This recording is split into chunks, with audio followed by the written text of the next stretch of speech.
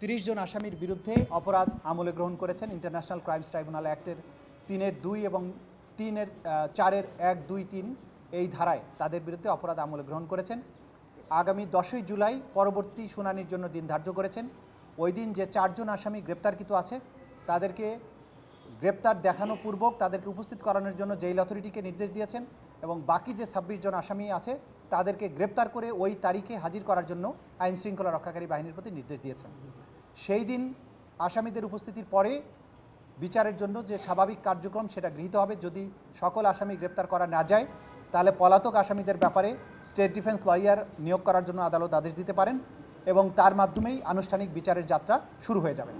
তো যেহেতু একটা আইকনিক ঘটনার বিচারের তদন্ত আমরা শেষ করতে পেরেছি, আমাদের তদন্ত সংস্থা শেষ করতে পেরেছে, আমরা আনুষ্ঠানিক অভিযোগ দাখিলের মাধ্যমে এই আনুষ্ঠানিক বিচারের যাত্রা শুরু করতে পেরেছি। আজকের এই মুহূর্তে আমরা জুলাই বিপ্লবের শহীদদেরকে আরেকবার স্মরণ করছি এবং দেশবাসীকে এটা আশ্বস্ত করতে চাই যে আন্তর্জাতিক অপরাধ ট্রাইব্যুনালের তদন্ত সংস্থা এবং প্রসিকিউশন দিনরাত আপ্রাণ চেষ্টা করে যাচ্ছেন এই বিচার, যেটা জাতির একটা বড় প্রায়োরিটি, এবং ভবিষ্যতে এই অপরাধের রিকারেন্স ঠেকানোর জন্য রাষ্ট্রকে যে জায়গায় যেতে হবে সেই জায়গাটা নির্ধারণ করার ব্যাপারে আমরা দিনরাত কাজ করছি। ইনশাআল্লাহ ক্রমান্বয়ে সবগুলো মামলার তদন্ত রিপোর্ট পাওয়া যাবে এবং বিচার প্রক্রিয়া তার নির্দিষ্ট গতিতেই এগিয়ে যাবে এবং বাংলাদেশে ন্যায় বিচার প্রতিষ্ঠিত হবে। না, সম্পৃক্ততার বিষয়গুলো ডিটেইল আমরা মিডিয়ার সামনে বলতে চাই না। আদালতে যেটা উপস্থাপন করা হয়েছে আপনারা জেনেছেন, সেভাবে আপনারা রিপোর্ট করবেন। আমরা মিডিয়ার সামনে কার কতটুকু দায় সেটা উল্লেখ করতে চাই না, কারণ এগুলো সব ট্রায়ালে প্রমাণ করতে হবে। সুতরাং এই যে ট্রায়ালের নিজস্ব বিষয়গুলো আমরা মিডিয়ার সামনে উল্লেখ করাটা সমীচীন মনে করছি। যারা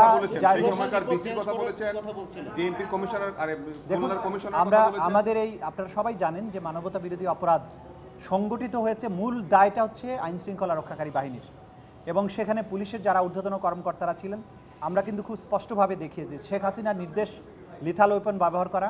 শেখ হাসিনার নির্দেশটা গিয়েছে প্রথমে স্বরাষ্ট্রমন্ত্রীর কাছে, স্বরাষ্ট্রমন্ত্রীর কাছ থেকে পুলিশের আইজিপির মাধ্যমে পুলিশের সমস্ত কমান্ডের অধস্তন যত কমান্ড আছে তাদের কাছে গিয়েছে। সেখানে বলা হয়েছে প্রাণঘাতী অস্ত্র বা লিথাল ওয়েপন ব্যবহার করে ছাত্রদেরকে হত্যা করার জন্য। সেই নির্দেশের ধারাবাহিকতায় রংপুরে অপরাধটা সংগঠিত হয়েছে। সুতরাং সুপিরিয়র দায় হচ্ছে শেখ হাসিনার, আসাদুজ্জামান খান কামালের, আইজিপির, এবং তারপরে পুলিশের রংপুরের যারা ঊর্ধ্বতন কর্তা ছিলেন তাদের ব্যাপারে ঊর্ধ্বতন দায় এখানে এই মামলাতে পাওয়া গিয়েছে এবং তাদের ব্যাপারে চার্জশিট দাখিল করা হয়েছে। এবং পাশাপাশি অক্সিলিয়ারি ফোর্স হিসাবে আওয়ামী লীগ, যুবলীগ এবং বিশ্ববিদ্যালয়ের ভিসি সহ বিশ্ববিদ্যালয়ের প্রশাসন এই ছাত্রদের আন্দোলন দমনের ব্যাপারে পুলিশকে কিন্তু সরাসরি নির্দেশনাও দিয়েছে। সরকারের পাশাপাশি বিশ্ববিদ্যালয়ের ভিসি সহ বিশ্ববিদ্যালয়ের প্রশাসন, ওই সময়ের প্রশাসন যারা ছিল তারা সরাসরি পুলিশকে উস্কানি দেওয়া, নির্দেশ দেওয়ার কাজটা করেছে এবং তারা যেহেতু সুপিরিয়র অবস্থানে থেকে এটা করেছে সেজন্য সুপিরিয়র রেসপন্সিবিলিটি বিশ্ববিদ্যালয়ের যারা ঊর্ধ্বতন কর্তা ব্যক্তি যারা এই মামলার আসামি তাদেরকেও এই দায়ী করা হয়েছে। তবে মূল দায়টা হচ্ছে সরকারের, শেখ হাসিনা থেকে শুরু করে পরবর্তী পুলিশ অফিসারদের। না, আমরা এই জাতীয় মন্তব্যের সাথে একমত নই, এগুলো আমরা কমেন্ট করতে চাই না।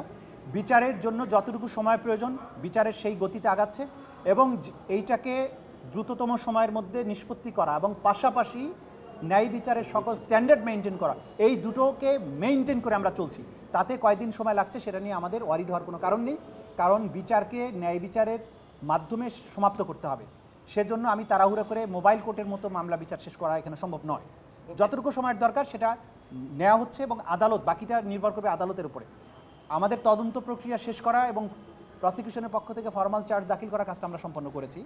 বাকি বিচার প্রক্রিয়া কতটা দ্রুত এগোবে এটা আদালত নির্ধারণ করবেন। সুতরাং এই বিষয়ে আমরা কমেন্ট করতে চাই না। আমরা একদিনও বেশি সময় নিচ্ছি না, নেবও না। যথাসময়ে বিচার শেষ করার জন্য যা করা দরকার সেগুলো আমরা করব। বাকিটা নির্ভর করবে আদালতের কার্যধারার উপরে এবং সেই এখতিয়ার আদালতের। Thank you.